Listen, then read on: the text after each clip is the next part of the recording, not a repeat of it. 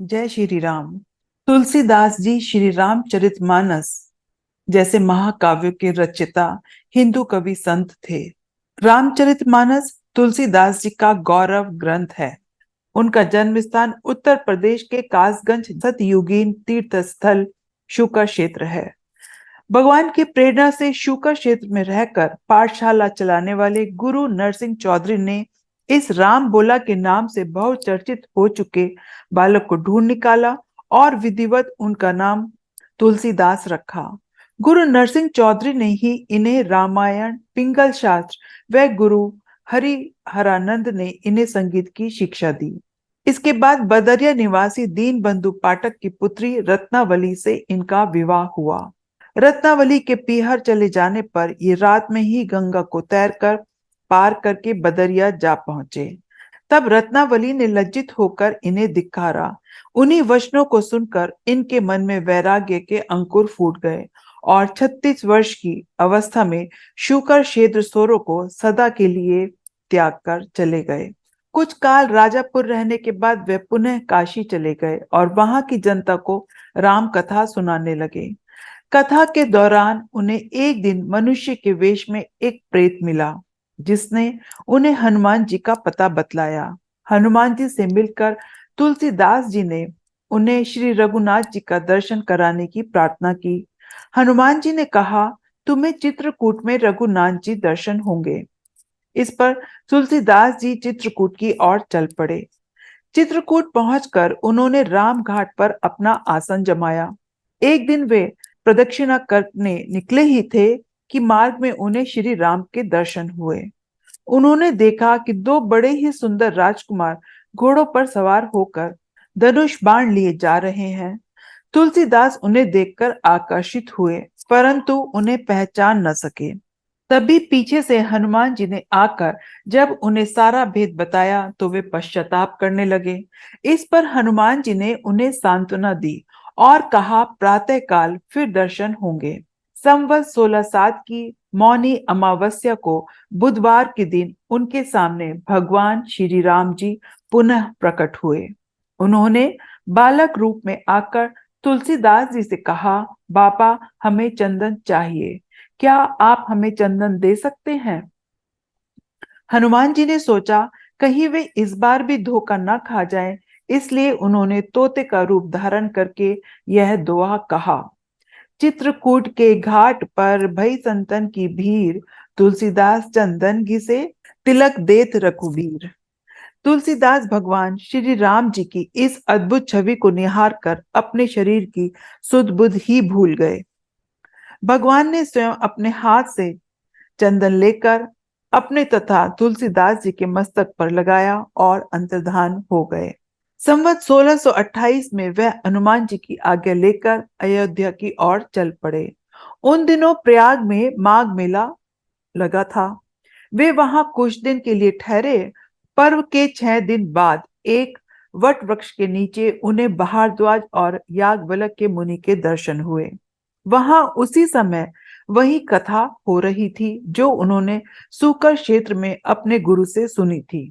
माघ मेला समाप्त होते ही तुलसीदास जी प्रयाग से पुनः काशी आ गए और यहाँ के प्रहलाद घाट पर एक ब्राह्मण के घर निवास किया।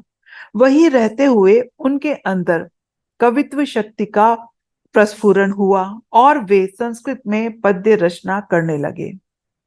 परंतु दिन में वे जितने पद्य रचते, रात्रि में वे सब लुप्त हो जाते।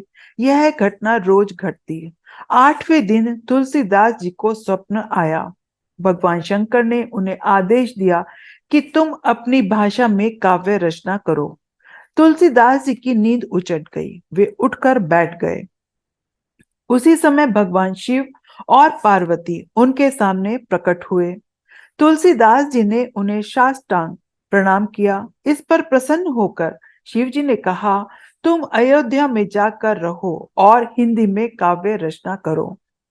मेरे आशीर्वाद से तुम्हारी कविता सामवेद के समान फलवती होगी।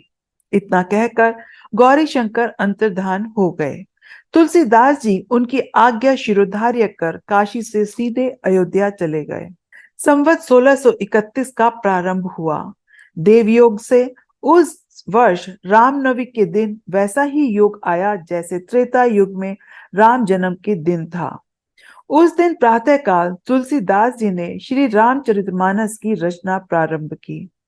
2 वर्ष 7 महीने और 26 दिन में यह अद्भुत ग्रंथ संपन्न हुआ। संवत 1633 के शुक्ल पक्ष में राम विवाह के दिन 7 कांड पूर्ण हो गए।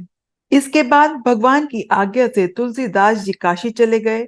वहां उन्होंने भगवान विश्वनाथ और माता अन्नपूर्णा को श्री रामचरितमानस सुनाया। रात को पुस्तक विश्वनाथ मंदिर में रख दी गई।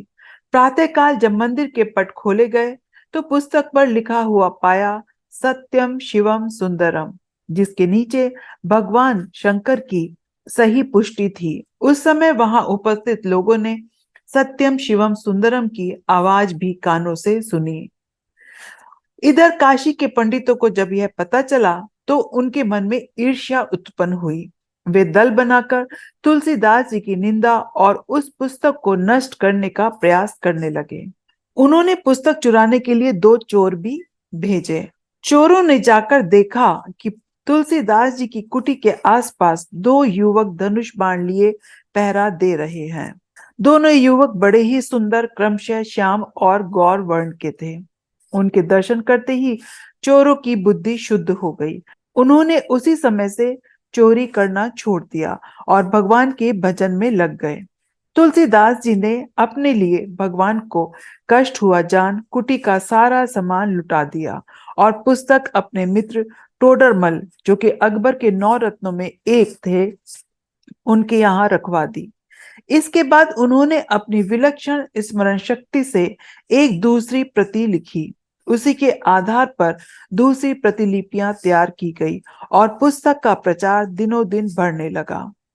इधर काशी के पंडितों ने और कोई उपाय न देख श्री मधुसूदन सरस्वती नाम के महापंडित को उस पुस्तक को देखकर अपनी सम्मति देने की प्रार्थना की।